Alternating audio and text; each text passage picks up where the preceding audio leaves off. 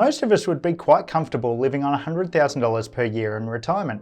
It's enough to cover living expenses, enjoy travel, and spend quality time with family and friends, which is what retirement's all about, isn't it?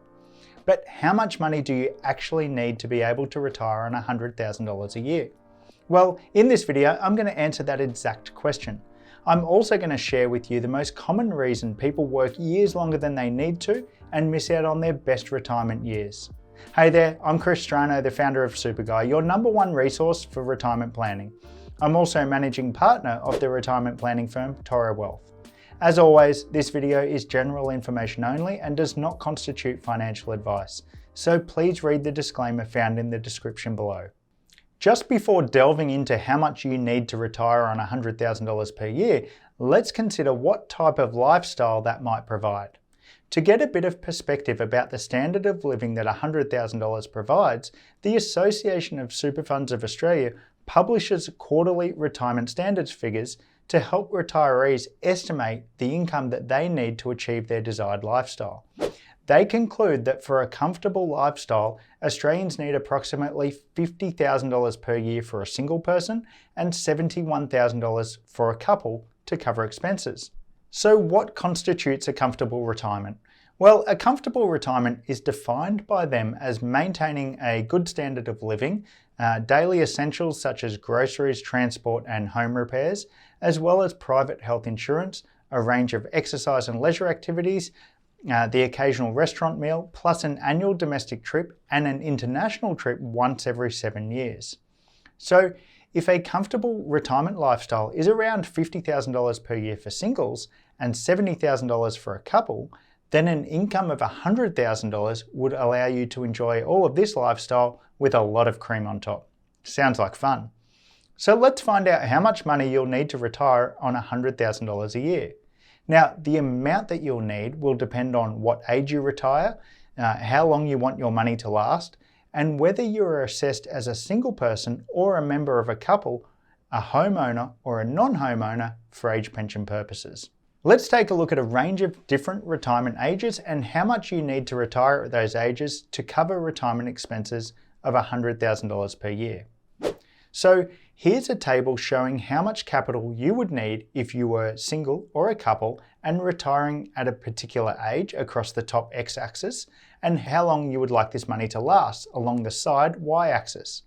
These calculations assume a net investment return after fees and taxes of 5% per annum and inflation of 2.5% per annum. They also assume that you're a homeowner and eligible for age pension payments. So looking at the first column, if you're single and you want to retire at 60 on an income of $100,000 per year, you need $1.5 million for your money to last 20 years, $2.1 million to last 30 years, and $2.5 million to last 40 years. If you are single and you want to retire at 65, you need pretty much the same. For a couple wanting $100,000 combined, you'd need $1.3 million to have your money last 20 years, $1.95 million for your money to last 30 years, and $2.4 million for your money to last 40 years. Now, it seems counterintuitive that a couple needs less than a single person, but let me explain. The reason why a couple needs less than a single person for the same period of time is that a couple will be eligible for higher age pension payments combined compared to one person. Remember, we're solving for a $100,000 income total, so it doesn't matter if there's one person, two people, or six people, it's still $100,000. But more people will get more age pension, so they would need less investments. Make sense? Additionally, you might have noticed that there isn't really a difference in savings needed if you're retiring at age 60 or 65, and this is because age pension payments don't factor into the equation until a much later age due to such a large sum required to support $100,000 per year, whereas there would be a very noticeable difference in values for each square if the income we were aiming for was, say, $60,000 per year. What if you weren't eligible for age pension payments at all, or you wanted to exclude age pension from your calculations? How much would you need to fund $100,000 per year income? This table shows you how much you need to retire on $100,000 a year if you were not eligible for age pension payments. The amount is the same for both singles and couples, and regardless of your retirement age, due to the age pension not being included. Again, the calculations assume a net investment return of 5% per annum and inflation of 2.5% per annum. So here you can see that you need $1.6 million to have your money last 20 years, $2.15 million for your money to last 30 years, and $2.6 million for your money to last 40 years. Now, as I mentioned earlier, $100,000 does provide most people with more than a comfortable retirement income, often more than is actually needed. And this leads me to the most common reason people work years longer than they need to and miss out on their best retirement years. And that reason is aiming for a retirement income that is higher than what you actually need. Let me explain. Often, people will say, I want $100,000 per year without any relevance to their situation. Are you sure you really need $100,000? I'm not saying you don't. Heck, I could spend $100,000, no problem. But there's a catch.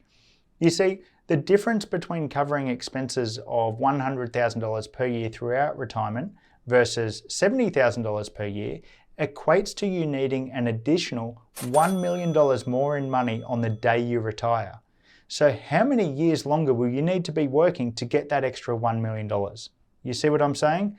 The problem with aiming for a retirement income higher than what you actually need is that you may miss out on your best retirement years. Your retirement income objective should be based on your personal goals and objectives and the amount of money that is required to meet those objectives. That's it.